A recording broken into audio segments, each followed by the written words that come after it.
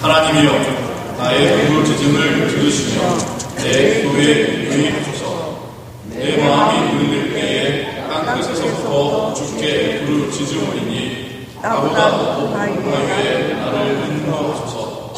주는 나의 피난처시요 원수를 피하는 견고한 강대의 시민이다. 내가 영원히 주의 장막에 거하며 내가 주의 날개 밑에 피하리이다.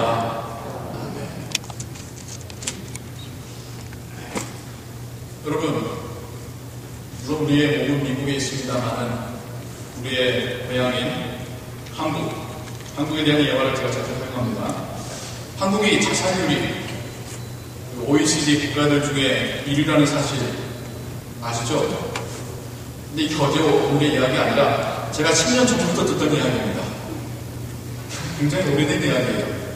10여 년간 한국은 자살률 1위로 부동의 1위를 지키고 있습니다. 가슴 아픈 이야기죠.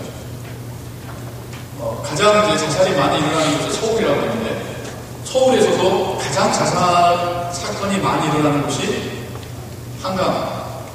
그 한강에서도 가장 그 경치가 좋은가 봐요. 여기가 마포대교에서 이런 건 알려드리면 안 되는데 마포대교에서 가장 자살이 많답니다. 그러니까 저 있을 때부터 그 마포대교 올라가는 그 철탑 다리에 뭐 기름칠을 해놓고 경고판을 해놓고 난간에 올라가지 마시오. 뭐 수시로 경찰들이 오고 가고 있었던 기억이 나는데 이제는 그 다리 난간에서 자살하는 사람들을 달리려고 문구들이 해결됐답니다. 써놓으면 또 장난을 쳐요. 다른 말로 바꿔놓고 거기 위에 덧치라고. 그러니까 아예 그냥 철에다가 새겨놨더라고요. 자네 무슨 고민이 있나? 그냥 따뜻하게 마치 묻는 것처럼 다시 한번 시작해 보는 거예요. 뭐 그런 문구들이 곳곳에 있더라고요. 그리고는 스피커를 설치해서 계속해서 아나운서가 녹음한 그 자살을 결심한 사람들을 위로하고 설득하는 멘트가 스피커에서 계속해서 나온다고 합니다. 얼마나 자살이 심하면 그럴까 생각을 해보면 물론 결코 자살이 좋은 선택 아닙니다.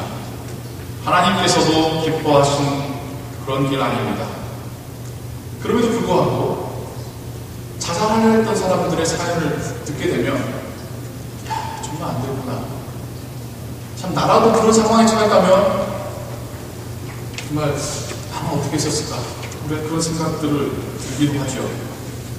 그런 뭐 TV 프로그램 나와서 지난날 자기 어려웠던 시절 이야기하는 그런 모습들 보면 우리 보는 사람들도 나도 좀 비슷한 때가 있었는데 라고 생각하면서 눈물 흘리곤 하죠.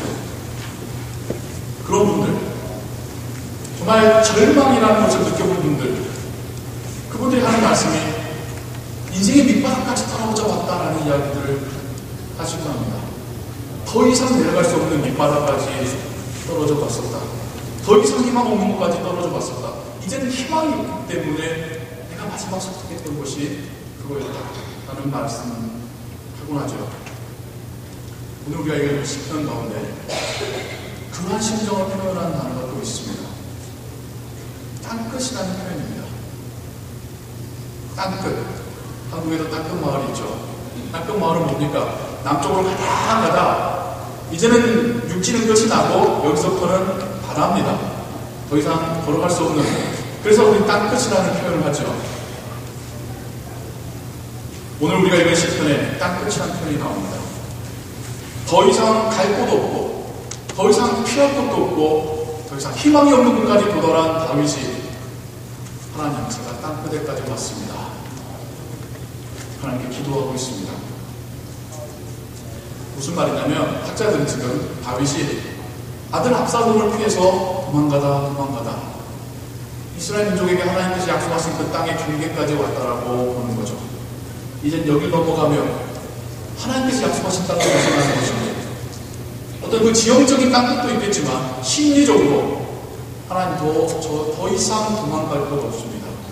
저에게 더 이상 희망이 없습니다라고 말하는 거기를 다윗은 지금 땅끝이라고 표현하고 있습니다. 군대 장관도 아니고 원수도 아니고 아들놈이 그래서 이름도 압살롬인 겁니다. 휴머를 할 때 좀 웃어주시면 감사하겠습니다. 이 아들놈 압살롬이 아버지를 죽이겠다고 지금 쳐들어오는 거예요. 그냥 가만히 있어도 왕이 될 녀석이 어떤 억한 심정이 생겼는지 성경 속에 이야기는 있습니다만 왕을 죽이겠다고, 아버지를 죽이겠다고 쫓아옵니다. 다윗은 그 모든 것을 버려두고 도망갑니다. 심지어 맨발로 도망갔다. 그런까지. 평소 다윗에게 압감됐던 사람들은 돌을 던지며 저주합니다. 그 모습을 보고 백성들은 울며 땅을 치고 있습니다.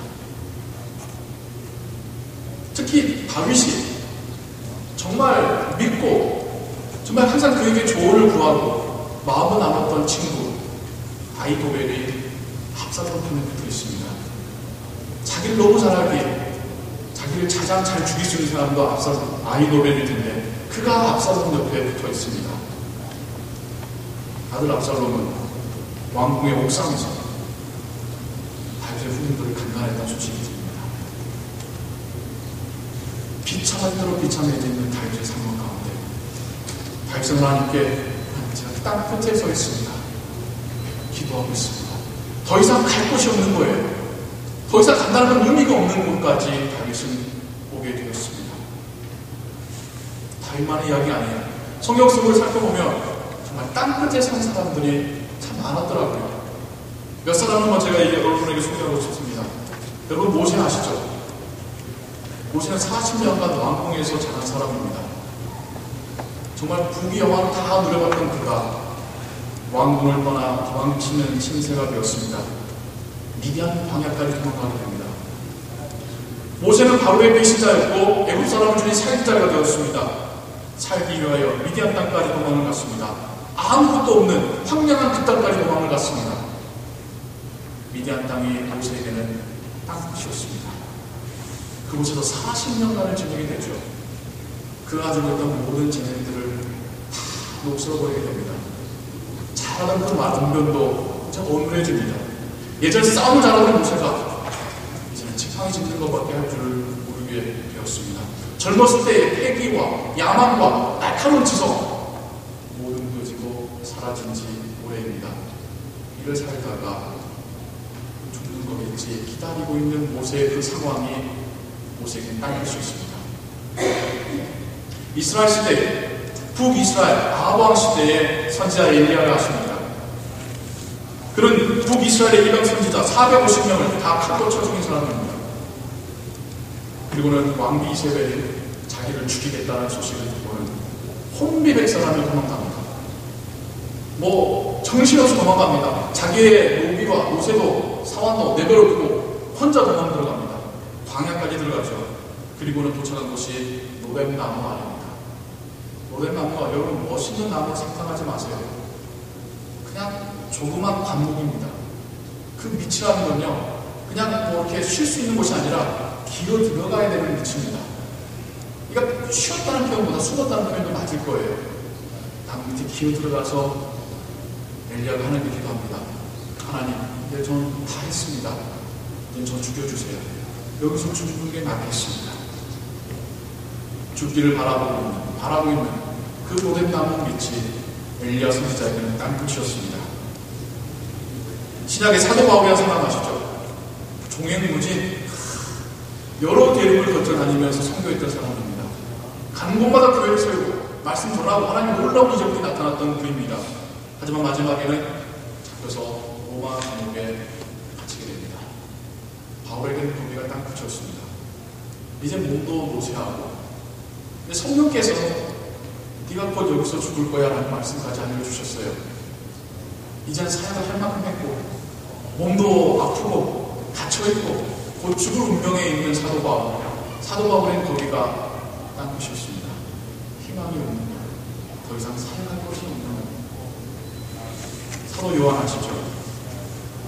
주님의 제자였고 초대교회를 섬겼던 하지만 이제 연로한 노인이 되었습니다.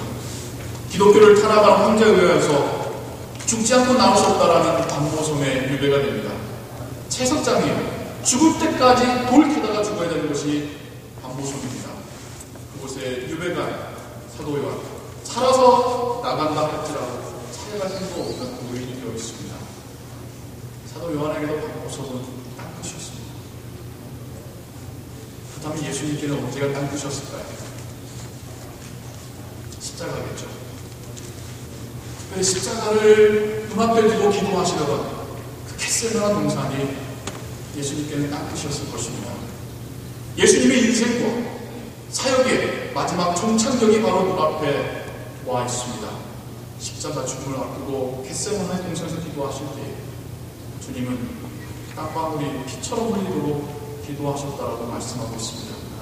예수님을 잡히자 모든 제자들이 예수님을 버리고 도망갔습니다. 성난 군중들은 예수님을 십자가에 못 박아 죽으라고 외치고 있습니다. 교활한 정치가 있던 빌라도는 예수님의 무죄를 알면서도 예수님을 성난 군중에게 내어주고 있습니다. 십자가는 예수님께 땅끝이었습니다. 더 이상 나아갈 것도 없고 더 이상 무언가 할 만한 것도 없고 이제는 끝이라고 하는 땅끝이었습니다. 우리도 땅끝에 설 때가 있죠. 꼭 자살 충동이 생겨야지만 땅끝이 아닙니다. 아무리 노력해도 되지 않는다고 느낄 때 그 좌절감, 그게 우리의 땅끝이죠. 열심히 산다고 살았는데 도저히 형편이 나아지지 않을 때에 느끼는 그 답답함, 가슴 아픈 그 심정, 그게 우리에게 땅끝이겠죠. 이제 나에게 더 일할 힘도 없고 건강도 없어 모든 것을 내려놓고 싶을 때 우리는 땅끝에 서게 됩니다. 나이가 연로하시어 인생에 더 이상 희망이 없다고 하시는 분이나 젊지만 계속되는 실패에 자존감을 느끼고 있는 젊은이나 모두 우리가 땅끝에 설 때가 있습니다. 실패는 성공의 어머니란 말이 있죠. 그것도 한두 번이어야죠. 열심히는 하고 있지만 계속되는 실패, 여전히 벽에 가로막힌 듯한 그 기분이 들 때 우리 땅끝에 서게 됩니다.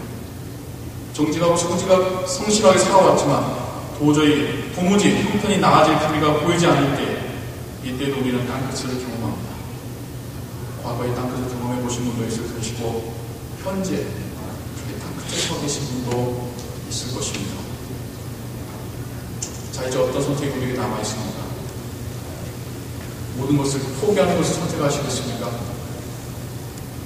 차라리 포기함으로써 조금이라도 이 절망감에서 벗어나 보시려면 그런 선택하시겠습니까? 이때부터가 우리 안에 신앙이 있느냐 없느냐를 판가름하는 중요한 순간입니다. 이때부터가 하나님께서 우리에게 문을 열어주시며 하나님의 놀라운 은혜를 보여주시느냐 아니면 내가 모든 것을 닫아버리고 끝내버리느냐 결정하는 중요한 순간이 바로 이때입니다. 우리가 땅끝에 섰을 때 하나님은 우리에게 판을 지으신 것입니다. 제가 모세 이야기를 드렸죠. 모세가 이제는 나는 이제 쓸모없는 인간이야 라고 생각했던 그때에 하나님은 모세를 부르셨습니다. 이스라엘 민족을 구원해내라는 놀라운 사명을 주셨고 모세는 40년을 더 살면서 하나님께 쓰임받는 주의 종이 되게 됩니다. 엘리야 선지자는 말씀드렸죠. 로렌나무 밑에서 죽기를 바랬던 엘리야 선지자지만 하나님은 까마귀를 보내어 엘리야 선지자를 모으시고 그를 호렙산으로 이끌어 가시고 그곳에서 새로운 소명을 엘리야에게 맡기십니다. 다시 돌아온 엘리야, 하나님의 말씀으로 이스라엘의 새로운 왕에게 기름을 부으며 자신을 이어서 하나님 말씀 전할 새로운 선지자의 엘리사에게 기름 붓는 자가 되게 됩니다. 사도 바울에게도 로마 감옥은 땅끝이었다고 말씀드렸습니다. 하지만 그곳에서 그가 기록했던 옥중 서신은 오늘날까지 우리에게 하나님의 말씀으로 정말 깊이 있고 정말 신학적으로 우리에게 너무나도 소중한 그런 메시지로 우리에게 전달이 되고 있습니다. 옥중에 있으면서도 사도 바울은 오네시모를 전도했고요. 옥중에 있으면서도 사도 바울은 간수들을 전도했습니다.